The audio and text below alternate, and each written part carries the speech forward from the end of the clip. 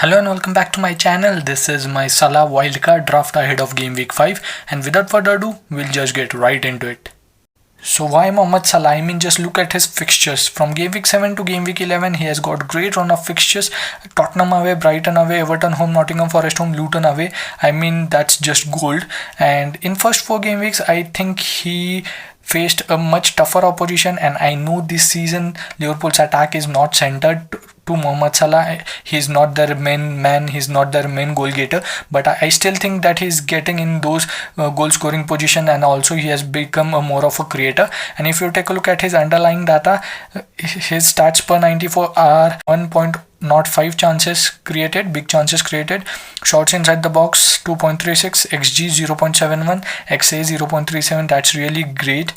If you take a look at his XP, that is expected points, from Game Week 5 to Game Week 12, it's 49.5. It's only second to Erling Haaland from Manchester City. So I think everyone will definitely want to own him in this fixture run, and I think if you are on a wildcard, I think it's sensible to go for him earlier. He also has a great fixture in Game Week 5 and Game Week 7. It's Wolves and West Ham United. So I recommend you lot, if you are on wildcard, go with him. So before moving into my wildcard team, if you're new around here, make sure you subscribe to my channel, and if you enjoy watching the video, please make sure you leave a thumbs up, and let's just get right into it. In the goalkeeping department, I'm going with Fulham's Leno and West Ham United's Areola. So I know Fulham are among the top in XG conceded, but I think Areola has saved loads of shots. I think that's his count up till now is 18, which already has given him 6 points. And if you take a look at their player rotation, that fixture rotation, you can see that in first 2 game weeks you can go with Leno, where he will face Luton and Crystal Palace. In Game Week 7 you can go with Areola, where he has Sheffield United. And then Game Week 8 you can again go with Leno, who will have Sheffield United. So two games against Sheffield United, both at home, so 2 guaranteed clean sheets. Then in Game Week 10 and 12 you can go with Areola, where he faces Everton at home and Nottingham Forest at home. And Game Week 9 and Game Week 11 you can go either one of them. I think both have got difficult fixtures. So I think no team is keeping loads of clean sheet this season. I think the number of clean sheets have gone down, so I think there's no point in investing much on goalkeepers. So I think this is the best combination you can go for. And moving into the defense, again, I don't believe in clean sheets, because there have been very less number of clean sheets this season. So I would go for attacking fullbacks, as I did in my last video too. So here I will go with Chilwell, Udogie and Cash, and I will have Schär and Baldock on my bench. If Botman gets fit, I think I would go with Botman, because he is quite cheaper than Schär, 0.5 million to be exact. Baldock is just a place filler. Then Chilwell, Udogie and Cash have been one of the best attacking fullbacks in the league so far right now.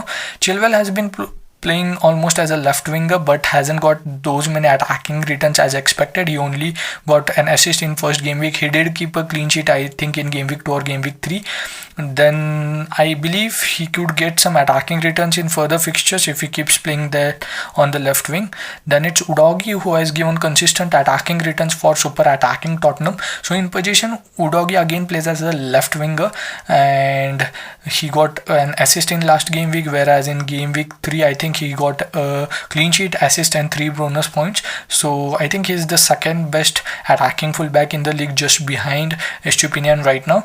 Then it's Cash, who got a massive haul in Game Week 3. He, I think, scored 2 goals. He was an hat-trick, and he again is playing as a right winger for Aston Villa. But due to an injury to their centre back, I think in the last game week he was pushed back to a right centre back. So he might play in the right centre back role in future game weeks, but he still got a very good chance even playing in that position in the last game week. So I do expect him to make those forward runs even if he plays as a right centre back or right full back.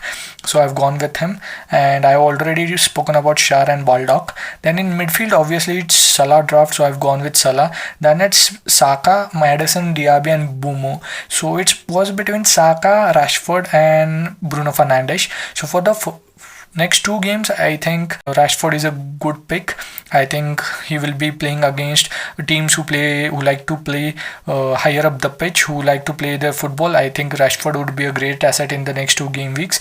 But I think over a longer run, I think Saka is a great pick. Then it's Maddison who will be coming up against Sheffield United, and I know his game week 6 fixture is against Arsenal and Liverpool, and then he has got a great green run of fixtures. But I think given that Ange has installed attacking play in that Spurs side, and everything is going through Maddison, and if Son continues to play in that center forward position, I think Maddison will definitely get some more attacking returns due to Son's ability to score goals. So I think 7.7 at 7.7 he's a no-brainer. Then I've gone with Diaby, who again plays as a second center forward for that Aston Villa side, and I think from this game week onwards, or you can say from game week ahead, they have got great run of fixtures.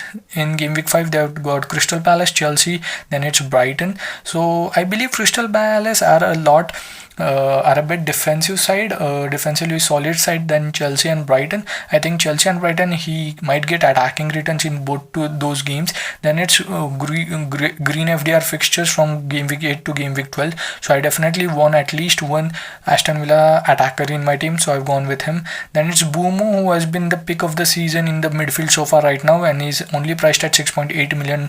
He's on pens. His next fixture is against Newcastle United, which is a bit tricky one.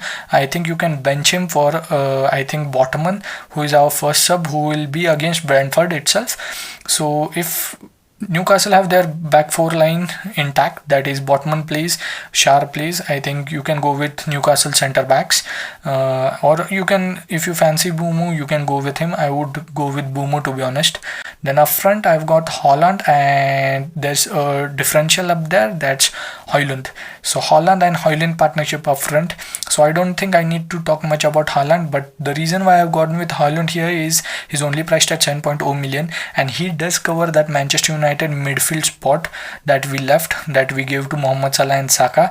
That is, he doesn't cover a midfield spot, but we get a cover for a Manchester United asset.